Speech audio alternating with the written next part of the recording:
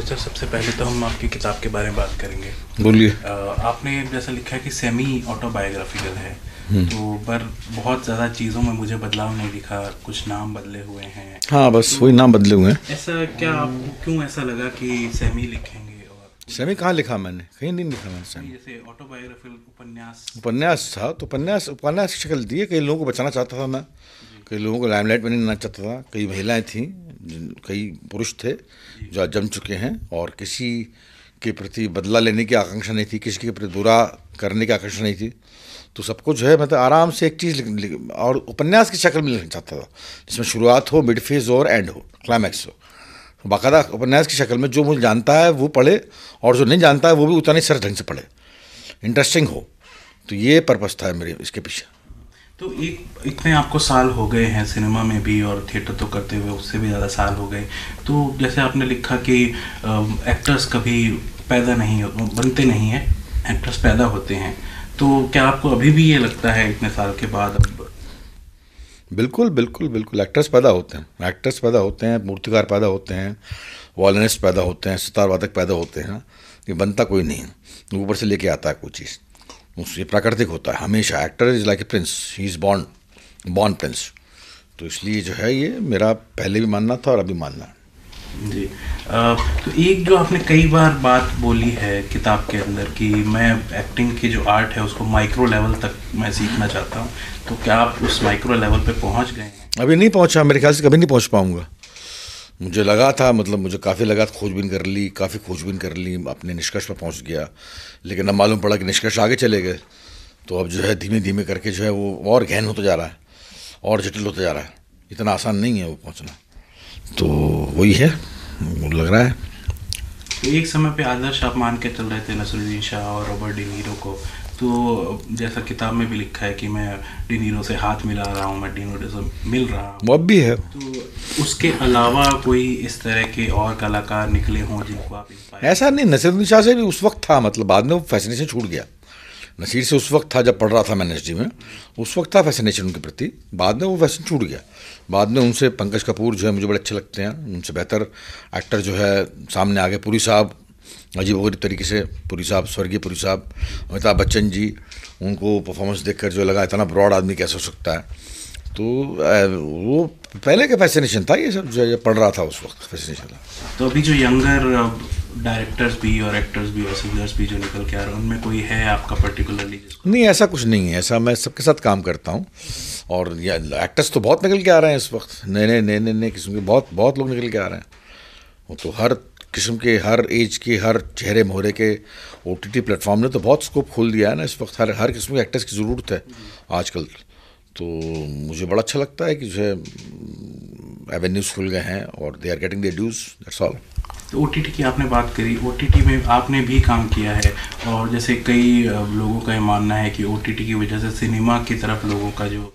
नहीं, ऐसा कुछ नहीं। अमेरिका में कब से OTT प्लेटफॉर्म, वहाँ सिनेमा बंद हो गया क्या? खूब चल रहा है।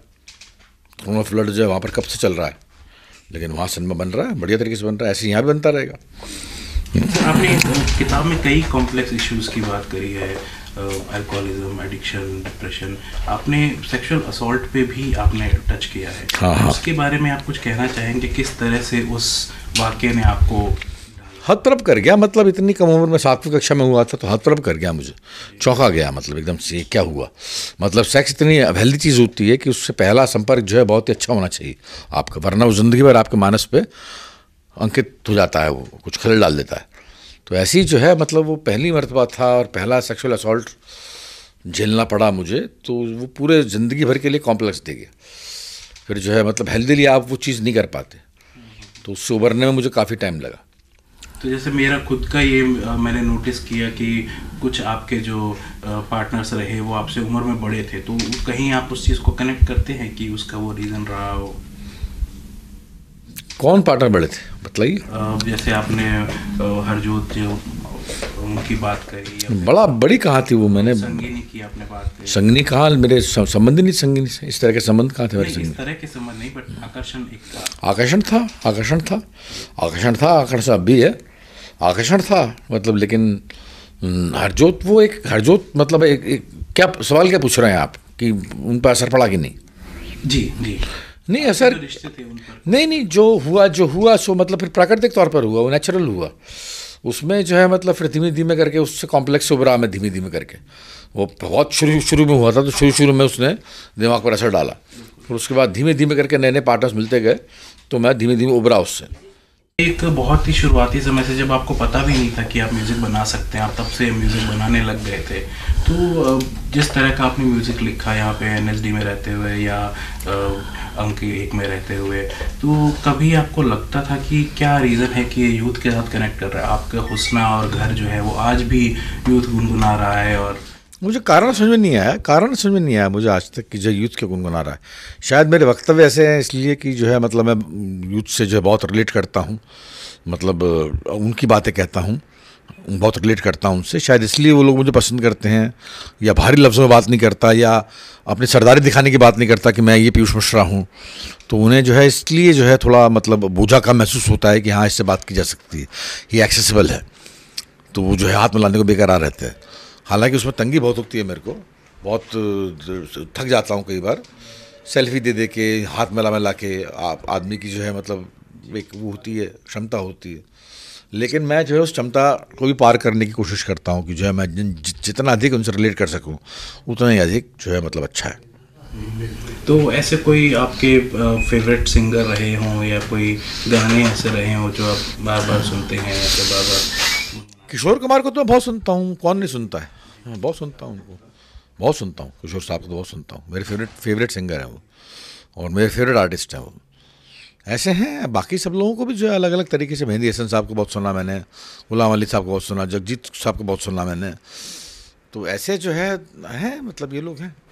तो शुरुआत से ही डिस्कवरी ऑफ इंडिया में भी एक छोटा रोल था, पर उसके बाद जैसे फिल्मों में आप ज़्यादा काम करने लगे, तो एक हमेशा लीक से हटके आपको रोल मिलते रहे हैं, तो कभी ऐसा टाइप कास्ट आप हुए या आपको उसके बाद और दूसरे काम मिलने में कोई परेशानी? मुझे नहीं लगा, मेरे ख्याल से टाइप कास्ट तो कभी हुआ नहीं मैं, क्योंकि अलग अलग रोल्स करता रहा लगातार, कुछ भले छोटे रोल्स हो, तमाशा में बहुत छोटा रोल था, रॉकस्टार में बहुत छोटा रोल था, और तेरे बिन लादेन में जैसे कि मकबूल हो गई, गुलाल हो गई, गैंग्स ऑफ वासेपुर हो गई, सब में अलग अलग रोल्स थे, टाइप कास्ट तो नहीं हुआ मैं। और दूसरे रोल्स मिलने में भी मैं रिजेक्ट बहुत करता हूँ स्क्रिप्ट नहीं करनी होती तो नहीं करता। अगर मुझे लगता है कि जो है ये मज़ा नहीं आएगा इसमें, तो मैं स्ट्रेट अवे बोल देता हूँ कि मैं नहीं कर रहा। तो वो जो है बहुत होता है मेरे साथ में, वो स्क्रिप्ट की मंशा नहीं होती, मेरी मंशा होती है, मेरी इच्छा होती है कि मैं नहीं करना चाहता ऐसा बहुत होता है मेरे साथ। तो एनएसडी अब तो बिल्कुल भी नहीं जुड़े हुए हैं, तो आज जो एनएसडी में काम हो रहा है या फिर आज जो एनएसडी का एडमिनिस्ट्रेशन है उसके बारे में आप क्या? इनके बारे में क्या कहूँगा, मतलब हर चीज़ में ढलाव आता है, हर हिंदुस्तान में हर इंस्टीट्यूट में ढलाव आया है, हर इंस्टीट्यूट ढलान पर है। जैसा 30 साल पहले था वो आज नहीं है। ऐसे ही हम भी जब पढ़ते थे तो पहले नसीर वसीर के जो बैच थे 20 साल पहले, जैसे वो बतलाया करते थे कि हमारे बैच में इतना काम हुआ करता था, उतना हमें लगता था कि हमारे बैच में भी नहीं होता। तो ऐसा जो है वो तो है, ढलान है, हर जगह है, और पूरे सारे एजुकेशन में आया है। एजुकेशन सिस्टम जो है मतलब ढलान पर है। तो ये बड़ी बड़ी दीवारें खिंच गई हैं कैंपस के बाहर, ये जो है मतलब चलन में नहीं था पहले, तो दीवार फांद के कूद के आ जाते थे चाय पीने के लिए, भुट्टे खाने के लिए। तो ये सब चीज़ें जो हैं अब गायब हो गई हैं, अब वो लिबर्टी नहीं रही है जो पहले थी। लेकिन फिर भी जो है इंस्टीट्यूट तो है ही, हमारा इंस्टीट्यूट तो है ही भी, हमने तो पढ़े हैं यहाँ से, तो हम तो पूरे शेर दिल होकर आते हैं यहाँ पर, जब भी आते हैं यहाँ पर कैंपस में बैठने के लिए। तो इतने सालों के बाद थिएटर प्लस सिनेमा म्यूज़िक सब मिला के, तो अब अगर मैं पूछूं कि तुम्हारी क्या औकात है पीयूष मिश्रा, क्या कहेंगे आप? कुछ नहीं, मैं और कुछ काम करूँगा। अब जो ये नावल हो गया, नावल लिखने की इच्छा थी बहुत, मैं नावलिस्ट नहीं हूँ, ना मैं म्यूज़िक डायरेक्टर हूँ, मैं म्यूज़िक डायरेक्टर बने रहना नहीं चाहता, ना मैं सिंगिंग करना चाहता हूँ, ना मैं एक्टिंग करना चाहता हूँ, ना मैं नावलिस्ट बनना चाहता हूँ। नावल हो गया, एक चीज़ हो गई, अब इसके बाद में देखता हूँ, मेरे दिमाग में फिल्म डायरेक्शन बहुत दिनों से चल रहा है कि वो अभी तक किया नहीं मैंने, वो एक नई चीज़ होगी मेरे लिए, तो वो मैं करना चाहता हूँ, तो वो देखता हूँ कब होता है वो।